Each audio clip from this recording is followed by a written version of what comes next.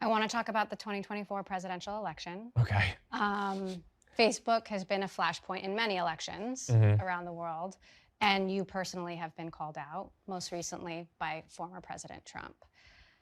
This is a big election. What do you think is at stake?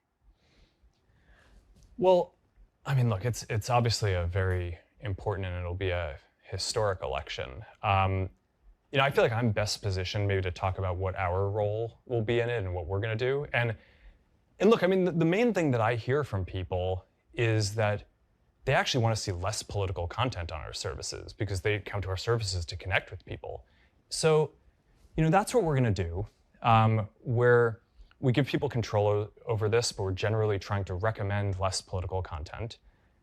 So I think you're going to see our services play less of a role in this election than they have in the past. And personally, I'm also planning on not playing a significant role in the election. And I've done some stuff personally in the past. I'm not planning on doing that this time.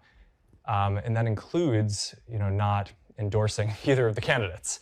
Now, look, I mean, there's obviously a lot of crazy stuff going on in the world. I mean, the historic events over over the weekend. And I mean, on a personal note, it's, seeing Donald Trump get up after getting shot in the face and pump his fist in the air with the American flag is one of the most badass things I've ever seen in my life. But, and I think, look, at some level as an American, it's like hard to not get kind of emotional about that spirit and that fight. And I think that's why a lot of people like the guy.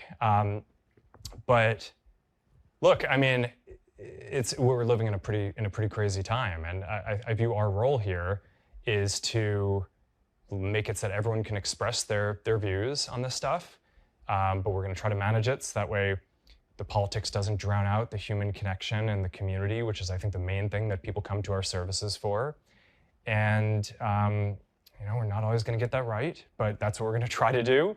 And I think that that's probably the best role that we can play.